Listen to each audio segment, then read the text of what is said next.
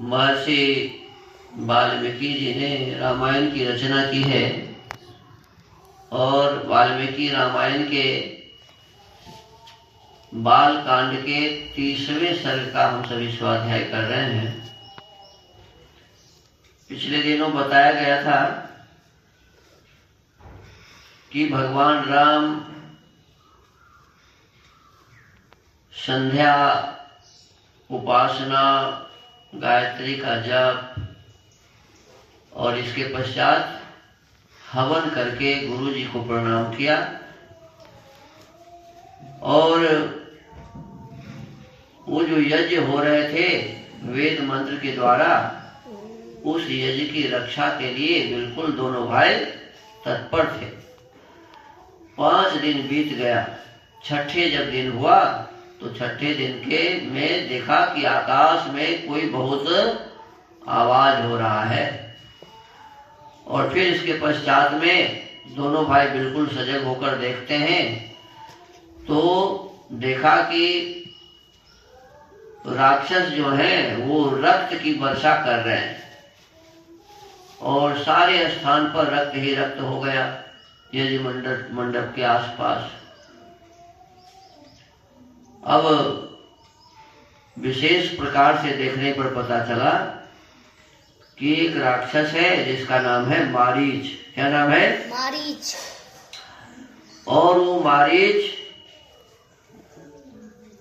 अपने सेनाओं के द्वारा, उसके भी सेना होते हैं ना जी, जो गलत आदमी होता है उसके पीछे भी 2-4-10 तो होते ही है ना, तो उसको लेकर के और यज्ञ भंग करने के लिए पूरा तैयार है। तो इन्होंने एक अस्त्र निकाला, उसका नाम था मानवास्त्र। क्या नाम था? मानवास्त्र। विशेष रूप से उसका नाम था सीतेशु नामक मानवास्त्र। मानव माने मानव को चलाने वाला मानवास्त्र। तो सीतेशु नाम के इस अस्त्र को संधान करके ऐसे मारा कि मारीच के छाती में लगा। कहाँ लगा? छाती में। और इतना जोर से मारा कि मारीच कितना दूर भागा? आगे भाग गया 100 योजन। कितना दूर? 100 योजन। और 300 से भी अधिक, 300 कोस दूर भाग गया और समुद्र में जाकर के गिरा। इसमें लिखा हुआ है कि उसको जान से नहीं मारा, उसको जान से नहीं मारा। वो राक्षस को मूर्छित कर दिया और दूर फेंक दिया, उनके प्राण नहीं लिए। अब आगे कहते हैं इमानपि वधिष्यामि निर्घृणान् दुष्टचारिणः राक्षसान् पापकर्मस्थान् यज्ञघ्नान् रुधिशालासनान्। अब यज्ञ में विघ्न डालने वाले इन दूसरे निर्दय दुराचारी पाप कर्मी एवं रक्त भोजी राक्षसों को भी मार गिराता हूँ। एक को तो भगा दिया, मूर्छित कर दिया, समुद्र के पास फेंक दिया, और दूसरा जो था सुबाहु, अब उसको मारने का यत्न कर रहे हैं। इत्युक्त्वा लक्ष्मणं चाशु लाघवं दर्शयन्निव विगृह्य सुमहच्चास्त्र माग्नेयं रघुनन्दनः सुबाहुरसि चिक्षेप सविद्ध प्राप तद्भुवि शीर्षान् वायव्यवादाय निजघान महायशाः राघव परमोदारो मुनीनां मुदमावहन्। लक्ष्मण से ऐसा कहकर रघुनंदन श्री राम ने अपने हाथ की फुर्ती दिखाते हुए से शीघ्र ही महान आग्नेयास्त्र का संधान करके मारीच को किससे भगाया? मानवास्त्र से। और इनको किससे मार रहे हैं? आग्नेयास्त्र से। एक हथियार का क्या नाम था? आग्नेयास्त्र। क्या नाम था? आग्नेयास्त्र। कहते आग्नेयास्त्र का संधान करके उसे सुबाहु की छाती पर चलाया। किसकी छाती पर? सुबाहु के छाती पर चलाया। उसकी चोट लगते ही वह मरकर पृथ्वी पर गिर पड़ा। वो मरा नहीं, मारीच मरा नहीं, वो तो समुद्र में जा गिरा 100 योजन दूर। और ये सुबाहु जो है जब आग्नेयास्त्र उसके छाती में लगा तो बस ऊपर ही मर गया, मरकर गिर गया। चोट लगते ही वह मरकर पृथ्वी पर गिर पड़ा। फिर महायशस्वी राम परम उदार रघुवीर ने वायवास्त्र लेकर शेष निशाचरों का भी संहार कर डाला। अब एक का नाम था वायवास्त्र। क्या नाम था? वायवास्त्र। तो बड़े बड़े जो दो थे वो तो खत्म हो गए। एक तो चला गया समुद्र में और दूसरा जो था वो मर गया, और बाद बाकी था उसको एक और अस्त्र था, उसका नाम था वायव्यास्त्र। क्या नाम है? वायव्यास्त्र। इस अस्त्र को लेकर के जितने भी और अधिक बड़े थे निशाचर, बड़े राक्षस, सबको संहार कर दिया, माने मार डाला। निशाचरों का भी संहार कर डाला और मुनियों को परम आनंद प्रदान किया। वहां जितने मुनि थे यही दोनों और कुछ लोग तो मिलके बाधा डाल रहे थे, तो उसमें से एक को तो समुद्र में भगा दिया, बाद बाकी सबको मार डाला। अब सभी लोग वहां खुशी से रहने लगे। सहत्वा राक्षसान् सर्वान् यज्ञघ्नान् रघुनंदनः ऋषिभिः पूजितस्तत्र यथेन्द्रो विजयी पुरा। इस प्रकार रघुकुल नंदन श्री राम यज्ञ में विघ्न डालने वाले समस्त राक्षसों का वध करके वहां ऋषियों द्वारा उसी प्रकार सम्मानित हुए जैसे पूर्व काल में देवराज इंद्र असुरों पर विजय पाकर महर्षियों द्वारा पूजित हुए थे।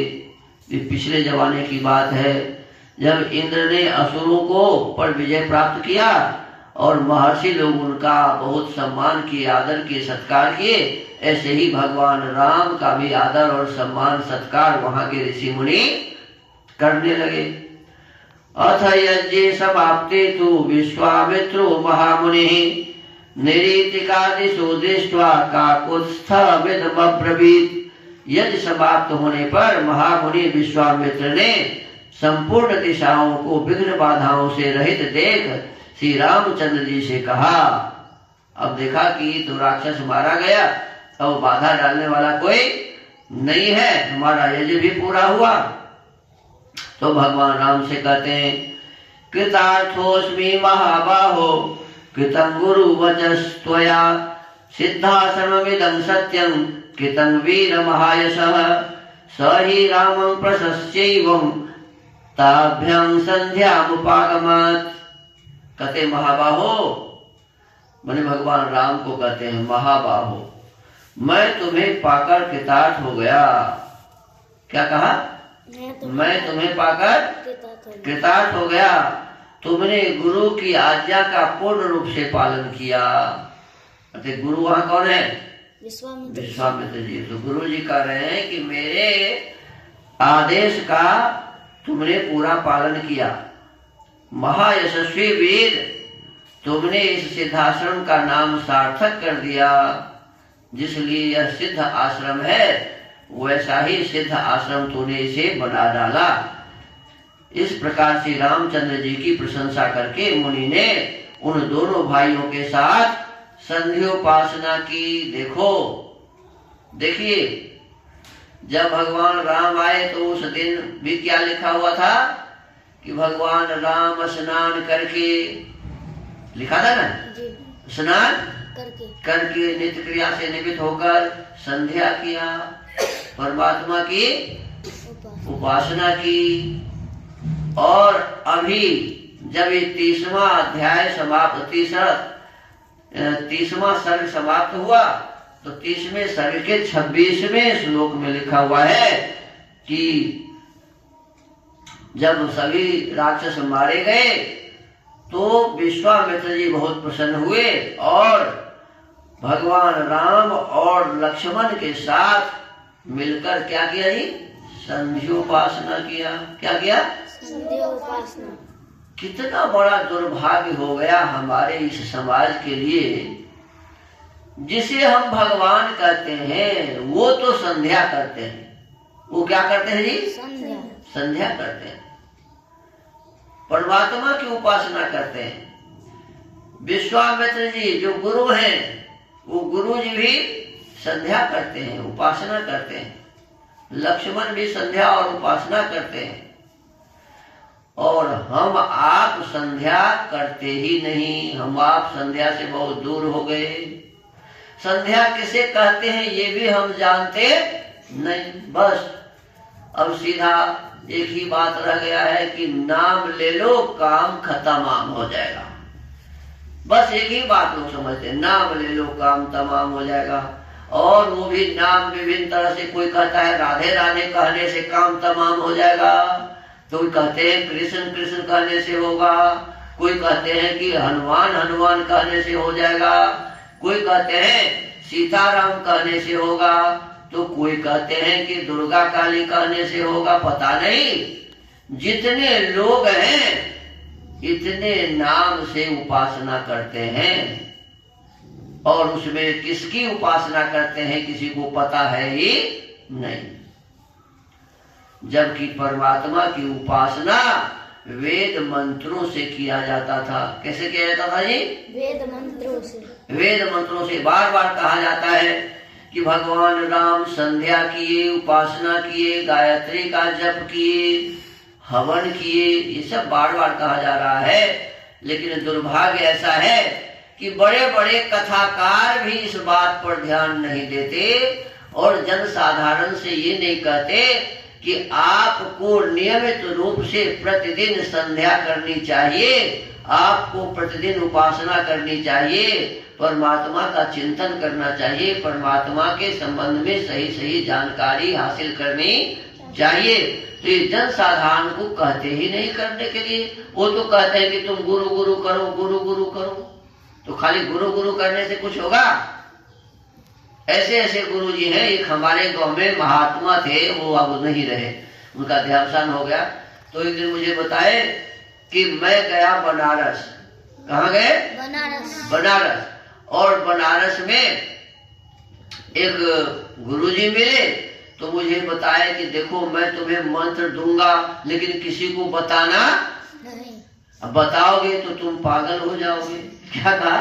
पागल हो जाओगे। किसी को बताओगे तो पागल हो जाओगे। पागल हो जाओगे। अब वो वहां से मंत्र सीख करके और आ गए गांव। तो गांव में पहले से उनका एक गुरुजी थे गांव में। पहले से तो गुरुजी के पास गए, कहे गुरुजी मुझे एक नया गुरुजी मिले हैं बनारस में। उन्होंने कहा कि मैं जो मंत्र देता हूँ ये मंत्र किसी को बताना नहीं, और यदि बताओगे तो तुम क्या हो जाओगे? पागल। पागल हो जाओगे। तो मैं तो अपने भीतर से परेशान हो रहा हूँ कि सचमुच में मैं आपको बता दूंगा तो पागल हो जाऊंगा क्या? मैं आपको चाहता हूँ कि मैं बता दूं क्या होगा। तो कहा क्या कहा वो बताओ। तो बोले कि मुझे कहा कि तुम करो, जप करो, गुरु गुरु गुरु गुरु गुरु गुरु गुरु गुरु गुरु गुरु गुरु गुरु गुरु गुरु। अरे तो गुरु जी मैं तो आपको बता दिया, लेकिन मैं पागल तो हुआ नहीं। बताओ, कोई गुरु जी कुछ बताएंगे वो हम किसी को बोलेंगे तो हम पागल हो जाएंगे क्या? हैं? ये गुरु गुरु गुरु करने से कुछ लाभ होगा? आपका जीवन अच्छा है ही नहीं, आपके काम अच्छे हैं ही नहीं, और खाली गुरु गुरु गुरु करते रहो। इससे क्या होने वाला है? इससे कुछ भी होने वाला नहीं है। ऐसे ही राम राम करते रहो, कृष्ण कृष्ण करते रहो, राधे राधे करते रहो।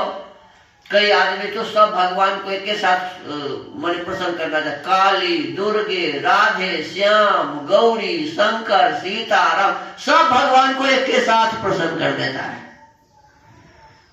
कितना भी काली दुर्गे जपो, राधे श्याम जपो, गौरी शंकर जपो और सीताराम जपोगे, और आपका आचरण यदि अच्छा नहीं है, आपका व्यवहार अच्छा नहीं है, आपका जीवन अच्छा नहीं है, आप यदि भगवान को नहीं जानते, आप यदि अपने आप को नहीं जानते, मैं कौन हूँ, कैसे मैं इस दुनिया में आया, क्यों आया, मुझे क्या करना है, क्या नहीं करना है, ये जाना ही नहीं, और सीधा सीताराम सीताराम करते रह गए, तो कुछ भी आपको मिलने वाला नहीं।